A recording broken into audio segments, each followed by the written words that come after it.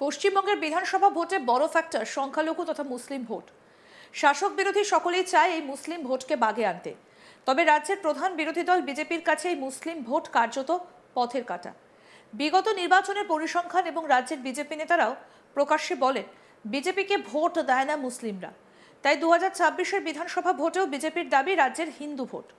এই পরিস্থিতিতে কার্যত বিস্ফোরক মন্তব্য করলেন বেলডাঙ্গার প্রস্তাবিত বাবরি মসজিদের পৃষ্ঠপোষক হুমায়ুন কবির।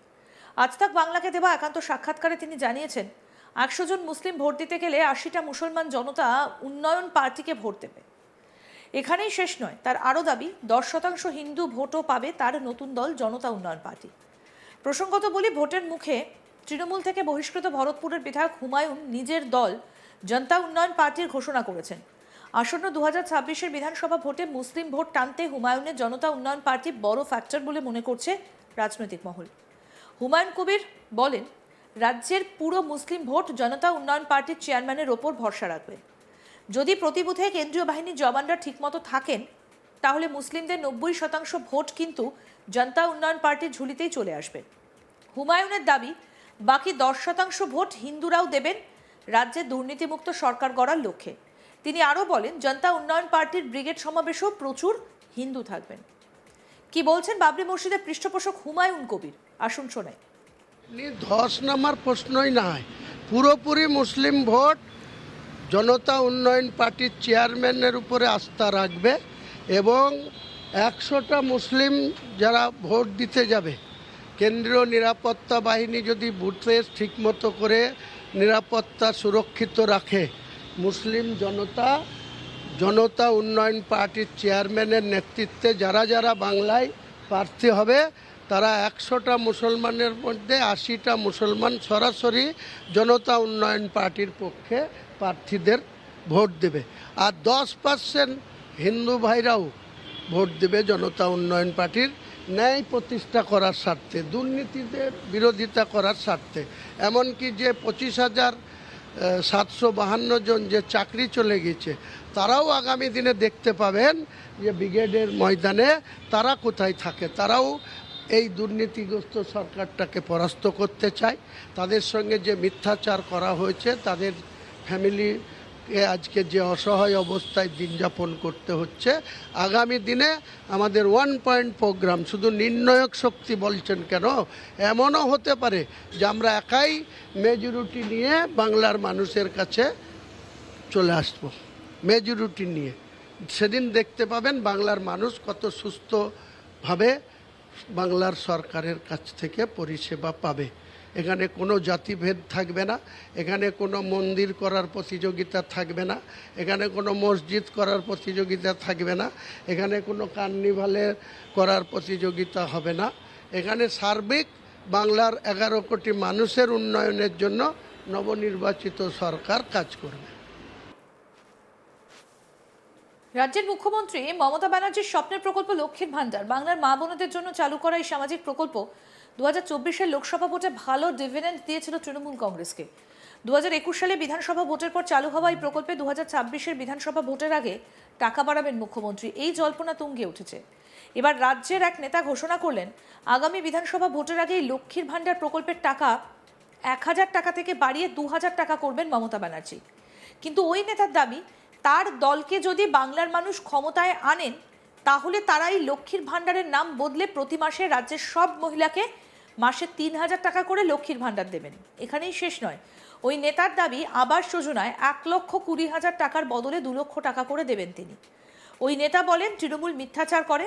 মমতা ব্যানার্জি বাড়ি তৈরির জন্য 16 লক্ষ মানুষকে টাকা দিয়েছিলেন, আরও 8 লক্ষ মানুষকে বাড়ি তৈরির টাকা দেবেন বলেছিলেন, কিন্তু দেননি, মিথ্যাচার করেছেন। যে নেতাই মন্তব্য করেছেন তিনি হচ্ছেন হুমায়ুন কবির, বেলডাঙ্গার প্রস্তাবিত বাবরি মসজিদের পৃষ্ঠপোষক। কি বলেছেন শুনব। যে 1000 টাকার লক্ষ্মীর ভাণ্ডারটা উনি সরকারি কোষাগার থেকে 2000 টাকার ঘোষণা করেছেন। আমাদের বাংলার মানুষের কাছে বলা যে আমরা কোনো খেলা মেলায় গুরুত্ব দেব না, নিশ্চয়ই তারা গুরুত্ব পাবে, কিন্তু এই যে দানছত্র, খেলা মেলা, পুজো, মন্দির, এই যে প্রতিযোগিতা, এসব গুরুত্ব পাবে না। নিশ্চয়ই সাধারণ মানুষের কোথায় দরকার, কোন নিত্য প্রয়োজনীয় কোন জিনিসটার দরকার, মূল্যবৃদ্ধিকে কন্ট্রোল করা, বিদ্যুতের বিল কমানো এবং 1,20,000 টাকার ঘর পেতে গিয়ে তৃণমূলের ক্যাডারদের 10,000 20,000 করে আগে বেনিফিশিয়ারিকে দিতে হয়, তারপরে তার নাম পায়। তো আমার ক্ষেত্রে আমি পরিষ্কার বলেছি, আমাদের যদি মানুষ সাহায্য করে, সমর্থন করে, নির্বাচিত করে, আমরা লক্ষ্মীর ভাণ্ডারটার নাম পরিবর্তন করে মাসে এক একটা মহিলাকে, সে ইন জেনারেল সব মহিলা, সে শিডিউল কাস্ট, ওবিসি, ব্রাহ্মণ, মুসলিম, সব জাতির মহিলাদের মাসে 3,000 টাকা করে দেব।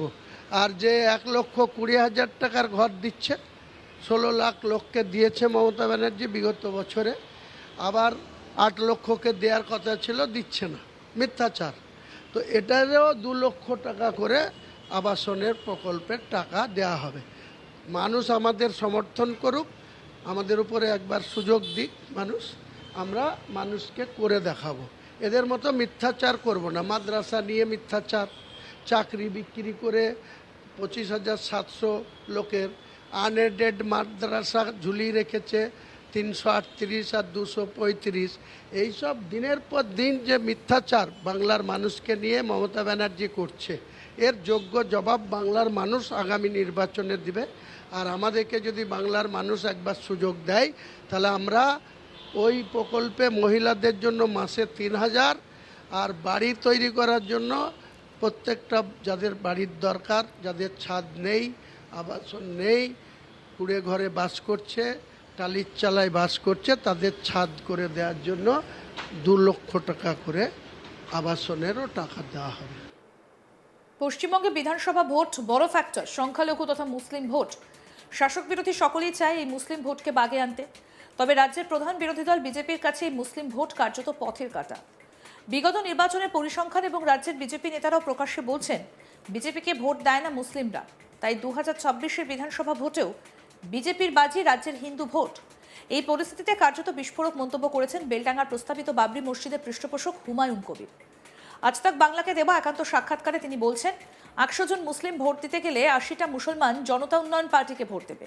এখানেই শেষ নয়, তার আরও দাবি 10% হিন্দু ভোটও পাবে তার নতুন দল জনতা উন্নয়ন পার্টি। প্রসঙ্গত বলি, ভোটের মুখে তৃণমূল থেকে বহিষ্কৃত ভরতপুরের বিধায়ক হুমায়ুন নিজের দল জনতা উন্নয়ন পার্টির ঘোষণা করেছেন। আসন্ন 2026-এর বিধানসভা ভোটে মুসলিম ভোট টানতে হুমায়ুনের জনতা উন্নয়ন পার্টি বড় ফ্যাক্টর হবে বলে মনে করছে রাজনৈতিক মহল। হুমায়ুন কবির বলেন, রাজ্যের পুরো মুসলিম ভোট জনতা উন্নয়ন পার্টির চেয়ারম্যানের ওপর ভরসা রাখবেন। আরও আপডেট পেতে দেখতে থাকুন আজ তাক বাংলা। সাবস্ক্রাইব করুন, নোটিফিকেশন পেতে বেল বাটন অপশন প্রেস করুন।